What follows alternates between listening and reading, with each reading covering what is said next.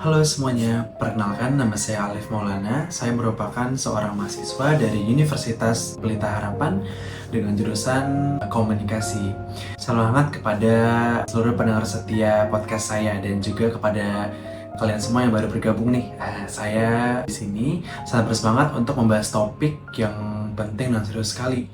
Kali ini topik yang akan saya bicarakan yaitu toxic relationship dalam keluarga. Melalui podcast ini, saya berharap dapat memberikan pemahaman yang lebih mendalam, solusi praktis, dan dukungan bagi siapapun yang mungkin sedang menghadapi tantangan hubungan keluarga yang sulit. Terima kasih banyak atas waktu Anda, dan mari kita telusuri bersama topik ini.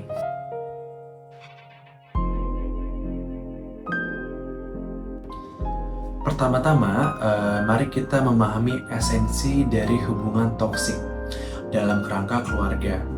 Hubungan toksik di dalam lingkup keluarga mencakup beragam perilaku merugikan, mulai dari upaya kontrol yang berlebihan hingga tindakan-tindakan yang dapat merusak kesejahteraan emosional.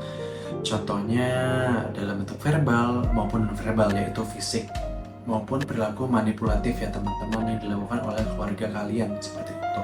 Dengan menggali lebih dalam, kita akan mencoba untuk mendefinisikan bentuk-bentuk konkret dan perilaku ini, dan bagaimana hal itu memengaruhi dinamika keluarga secara keseluruhan.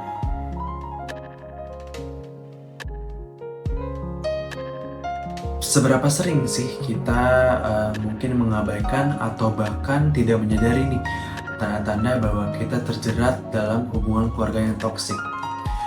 Tanda-tanda tersebut bisa mencakup perilaku manipulatif, penyalahgunaan kekuasaan, atau bahkan kekerasan verbal ya, tadi saya juga telah jabarkan sebelumnya. Nah, dalam segmen ini kita akan melakukan perenungan mendalam untuk merinci dan mengeksplor tanda-tanda tersebut, memberikan pemahaman yang lebih baik dan jelas tentang dinamika hubungan yang kita sebut toxic relationship dalam hubungan keluarga.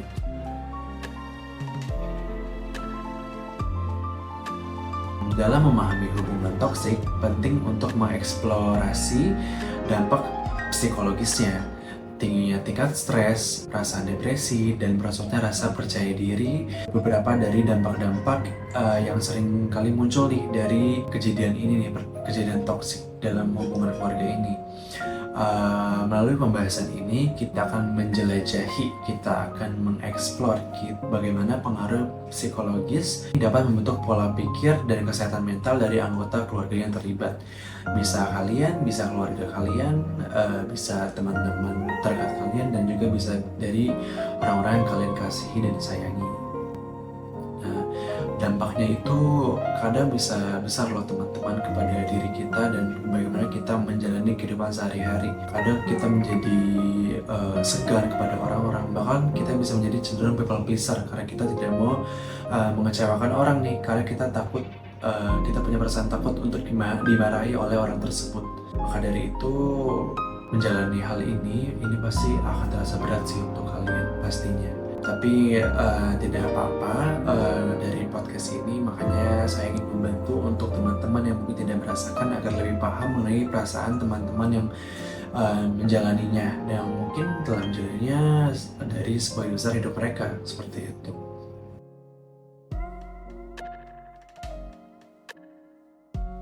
Dengan pemahaman yang lebih dalam tentang tanda-tanda dan dampak hubungan toksik, langkah apa yang bisa diambil untuk menghadapinya? Segmen ini akan menguraikan langkah-langkah praktis dan strategis untuk menghadapi hubungan yang sulit, termasuk pentingnya mencari dukungan, berkomunikasi terbuka, dan kadang-kadang mengambil langkah-langkah tegas untuk melindungi kesejahteraan diri dan anggota keluarga. Nah, apa aja sih cara-cara menghadapinya? Nah, ini adalah sebuah saran ya yang bisa saya berikan kepada kalian semua. Pertama, kalian bisa mulai dengan cerita kepada orang-orang kalian kasihi atau orang-orang kalian percayalah ceritanya seperti itu. Mungkin bisa teman kalian atau orang yang benar-benar kalian trust gitu. Atau jika memang kalian belum cukup nyaman untuk cerita kepada orang, kalian bisa menyalurkannya kepada sebuah jurnal, kepada sebuah buku, kepada sebuah diary seperti itu, agar kalian bisa lebih tenang gitu, kalian bisa sedikit terangkat gitu. Atau jika kalian mau merasa hal itu tidak cukup mempan, mungkin kalian bisa mencari bantuan kepada yang lebih profesional, kepada psikolog atau kepada psikiatris seperti itu. Jadi banyak ya teman-teman upaya dan cara untuk kalian bisa merasa beban kalian itu terangkat gitu, bisa memperbaiki diri kalian step demi step seperti itu. Jadi itu tidak harus cepat ya teman-teman, tidak harus instan, karena saya percaya perjalanan untuk memperbaiki diri itu tidak mudah. Pasti akan ada jatuh bangunan juga, tapi jangan sampai kalian terlalu stuck ya pada masa lalu kalian seperti itu.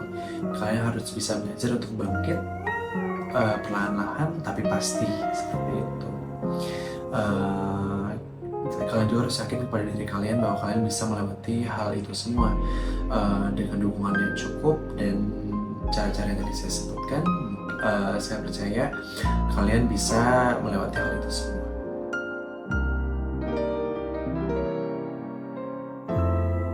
Untuk memberikan sinar harapan ya kepada kalian semua, mari kita lihat nih lebih dekat kepada cerita-cerita inspiratif tentang orang-orang yang berhasil melampaui hubungan toksik dalam keluarga.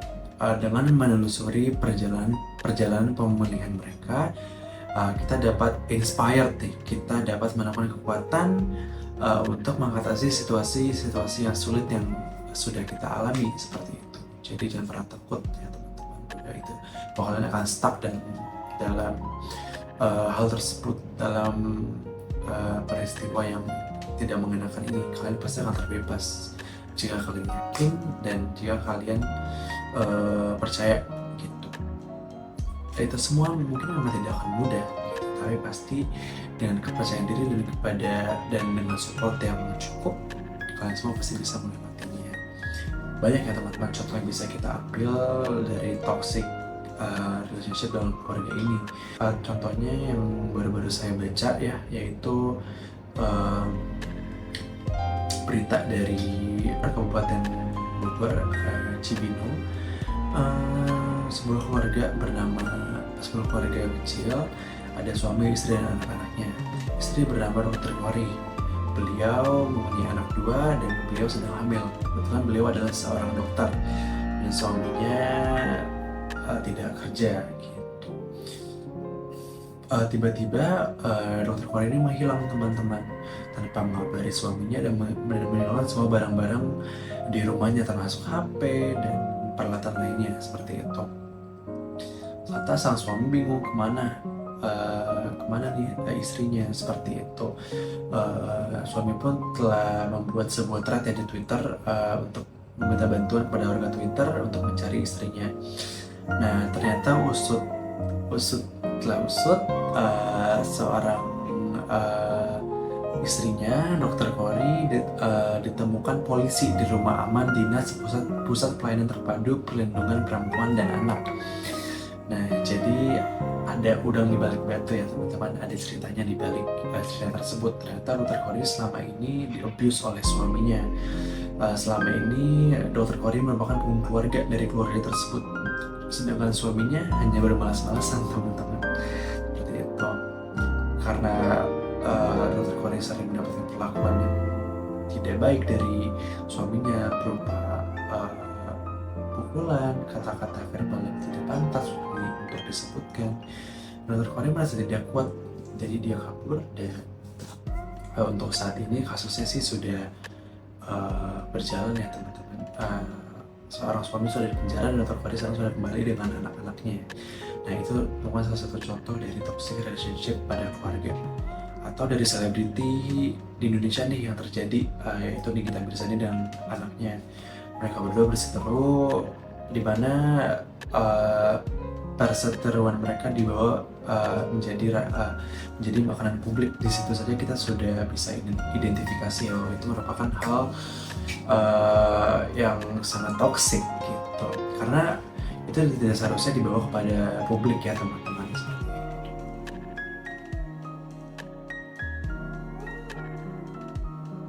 Jadi kurang lebih itu yang bisa saya sampaikan pada podcast saya kali ini. Semoga kalian bisa mendapatkan poin-poin yang sudah saya coba sampaikan, dan semoga podcast ini bisa memberikan wawasan yang luas kepada kalian semua, dan bisa membuat kalian semua para pendengar menjadi lebih aware kepada surrounding kalian ya. Jadi sekarang cepat-cepat ditanya kepada teman-teman kalian, kepada orang-orang terdekat kalian yang kalian sayangi, yang kalian kasihi, apakah mereka menyimpan sesuatu dan butuh teman untuk mendengar cerita-ceritanya seperti itu, dan kalian bisa menjadi teman tersebut.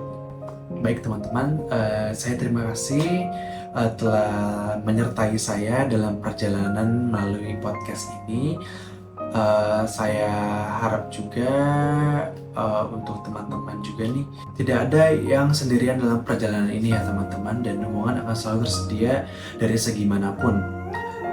Jadi jangan menyerah dan teruslah berjuang untuk diri kalian sendiri. Kalian mendapatkan full support dari saya dan mendapatkan banyak doa dari saya juga, seperti itu. Sampai bertemu dalam podcast berikutnya. Tetap stay tune untuk podcast saya selanjutnya. Saya akhiri dulu ya teman-teman podcast untuk hari ini. Terima kasih sekali lagi, dan sampai jumpa di podcast selanjutnya.